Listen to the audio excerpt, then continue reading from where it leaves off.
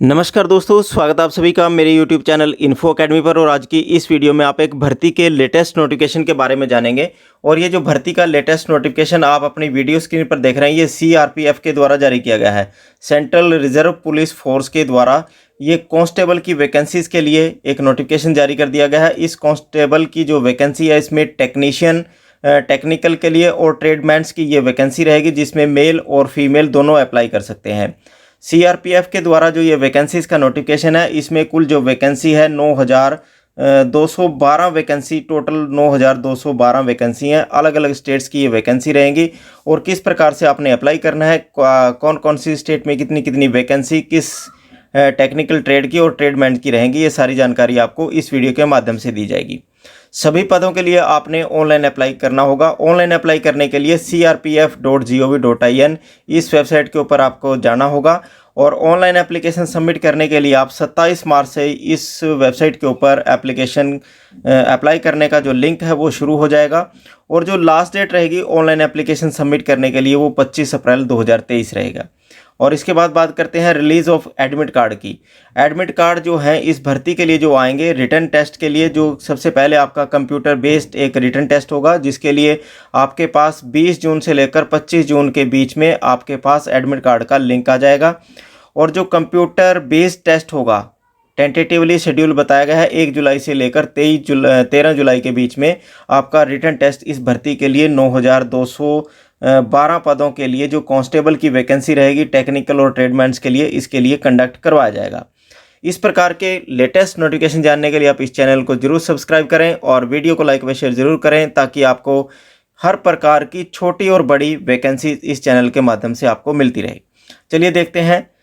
CRPF के द्वारा ये जो ओपन कैटेगरी की जो वैकेंसी निकाली गई हैं, ये कम्पिटिटिव एग्ज़ाम्स के थ्रू भरी जाएंगी। किसी भी स्टेट का जो कैंडिडेट है, चाहे वो मेल है या फीमेल कैंडिडेट है, दोनों प्रकार के कैंडिडेट कांस्टेबल टेक्निकल ट्रेडमैन की पोस्ट के लिए अप्लाई कर सकते हैं। अब सबसे पहले एक बार आप देख लें, केवल और केवल ऑनलाइन मोड में ही आप एप्लीकेशन सबमिट करवा पाएंगे। इसके अलावा कोई अन्य माध्यम नहीं है जिसके माध्यम से आपने अपना एप्लीकेशन फॉर्म भर पाएंगे। ऑफलाइन यह फार्म आप नहीं भर पाएंगे, केवल और केवल ऑनलाइन एप्लीकेशन फार्म ही आप भर पाएंगे। जो रिक्रूटमेंट है ये कंडक्ट होगी आपकी डोमिसाइल बेस आपका पैटर्न रहेगा, उसी पैटर्न के ऊपर आपका डोमिसाइल यानी कि आपकी स्टेट के अनुसार ये भर्ती का जो टेस्ट है वो कंडक्ट कराया जाएगा।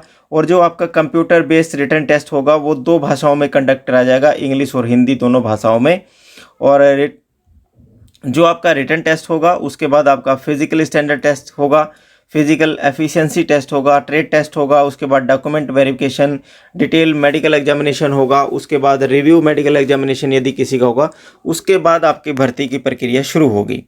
अब देख लेते हैं आगे की वीडियो में कि CRPF के द्वारा जो ये वैकेंसीज़ का नोटिफिकेशन है कांस्टेबल का, इसका पे स्केल किस प्रकार से रहेगा।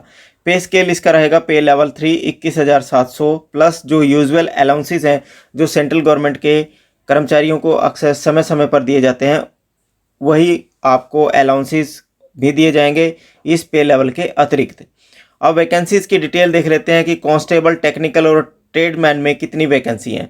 9,212 वैकेंसी रहेंगी, जिसमें मेल कैंडिडेट की जो वैकेंसी रहेगी 9,105 और फीमेल कैंडिडेट के लिए 107 वैकेंसी रहेंगी।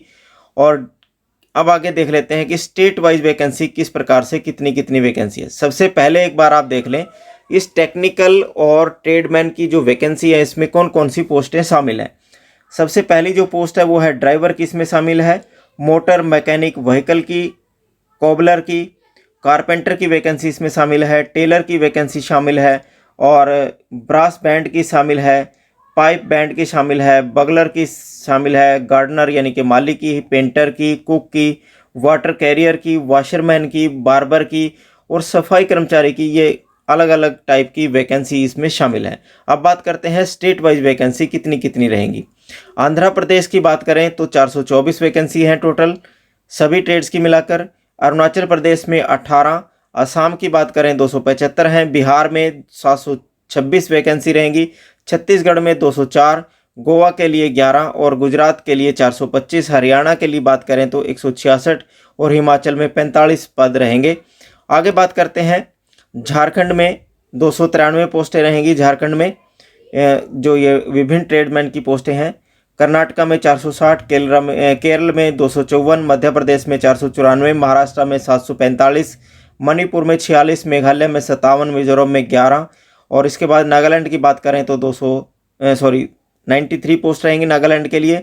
उड़ीसा के लिए 297, पंजाब के लिए 238, राजस्थान में 463, सिक्किम में 4, तमिलनाडु में 579, तेलंगाना में 301 और आगे बात करते हैं त्रिपुरा की।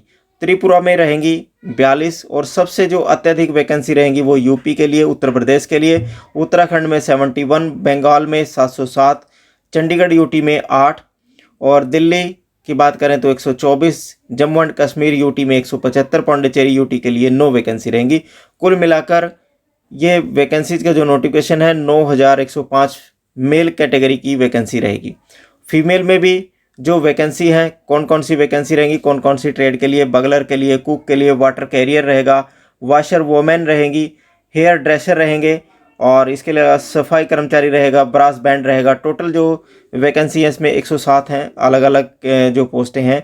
जैसे हरियाणा में यहाँ 2 पोस्टें हैं, गुजरात में 6, छत्तीसगढ़ में 2, बिहार में 9 और कुल मिलाकर जो ये वैकेंसीज़ का नोटिफिकेशन है, जैसे पंजाब में 3 वैकेंसी रहेंगी, उत्तर प्रदेश में यहाँ 14, वेस्ट बंगाल में 7 और कुल मिलाकर जो वैकेंसी रहेगी फीमेल कैंडिडेट के लिए 107 वैकेंसी रहेगी। अब बात करते हैं इन सभी पदों के लिए क्वालिफिकेशन किस प्रकार से रहेगी। क्वालिफिकेशन की बात करें उससे पहले आप एज लिमिट देख लें। सबसे पहले आप देखें कांस्टेबल ड्राइवर की वैकेंसी के लिए 21 से 27 वर्ष के बीच के जो कैंडिडेट हैं वो अप्लाई कर पाएंगे और अन्य कैटेगरी जैसे कांस्टेबल मोटर व्हीकल के लिए, कॉबलर के लिए, कारपेंटर, टेलर, ब्रास बैंड के लिए, पाइप बैंड, बगलर के लिए और gardener, painter, cook, water carrier, सफाई कर्मचारी, बार्बर, वाशरमैन के लिए जो एज लिमिट रहेगी वो रहेगी 18 से 23 वर्ष के बीच के जो कैंडिडेट हैं वो अप्लाई कर पाएंगे। जो कैंडिडेट SC ST हैं उन्हें ऊपरी आयु सीमा में भी छूट प्रदान की जाएगी 5 वर्ष की, OBC को 3 वर्ष की, इसी प्रकार एक्स सर्विसमैन को भी छूट प्रदान की जाएगी जो भारत सरकार के लेटेस्ट नियम होंगे।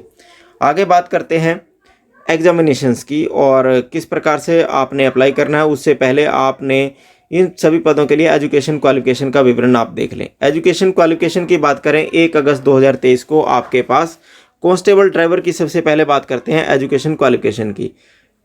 मैट्रिकुलेशन इसकी क्वालिफिकेशन होनी चाहिए और टेक्निकल में कैंडिडेट के पास हैवी ट्रांसपोर्ट व्हीकल लाइसेंस आपके पास होना चाहिए, तभी आप इन सभी कांस्टेबल के ड्राइवर की पोस्टों के लिए अप्लाई कर सकते हैं। कांस्टेबल मैकेनिक मोटर व्हीकल में 10वीं कक्षा के साथ साथ आपके पास 10वीं कक्षा मिनिमम क्वालिफिकेशन रहेगी और आपके पास 2 वर्ष का जो ITI का सर्टिफिकेट है मैकेनिक मोटर व्हीकल में आपके पास होगा, तभी आप इन सभी पदों के लिए अप्लाई कर पाएंगे। बाकी अन्य सभी जो ट्रेड्स बचती हैं उनके लिए सभी के लिए केवल और केवल 10वीं कक्षा ही आपने उत्तीर्ण कर रखी हो और जो संबंधित ट्रेड है जैसे सफाई कर्मचारी की पोस्ट है, वाशरमैन की पोस्ट है, तो आपको ट्रेड से संबंधित जो वर्क होगा उसमें आपकी निपुणता होनी चाहिए, तभी आप इन सभी अलग अलग प्रकार की जो पोस्टें हैं उनके लिए आप अप्लाई कर सकेंगे। अप्लाई करने के लिए आपको केवल और केवल जो समय मिला है 27 मार्च से ये वैकेंसीज का नोटिफिकेशन शुरू हो जाएगा और 27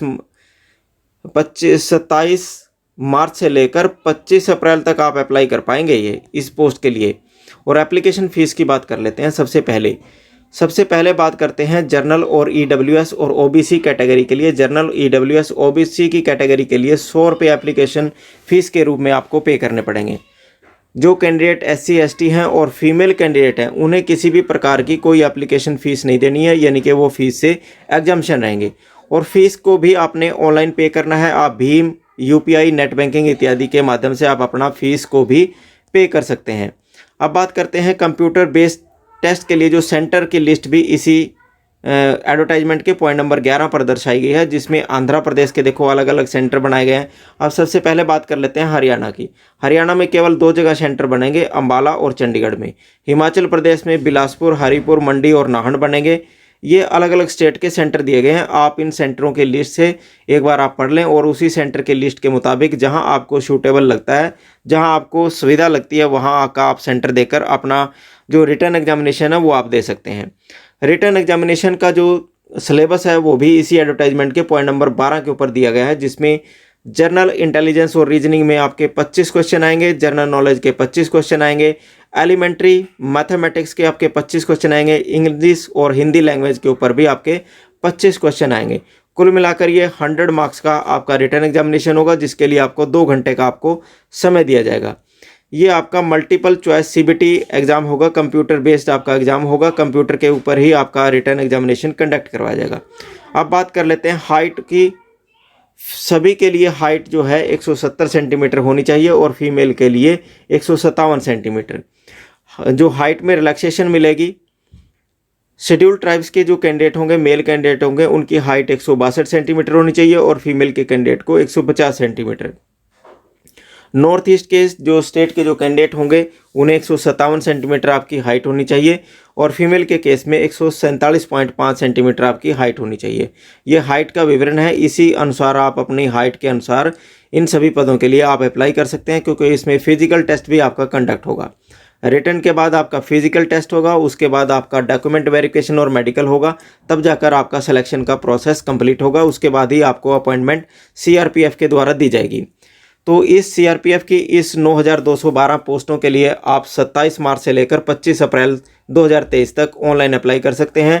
ऑनलाइन अप्लाई करने के लिए आपको सीआरपीएफ की जो ऑफिशियल वेबसाइट है उसके ऊपर जाकर आप आवेदन कर सकते हैं।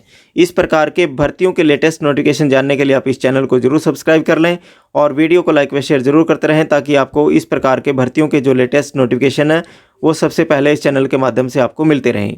धन्यवाद।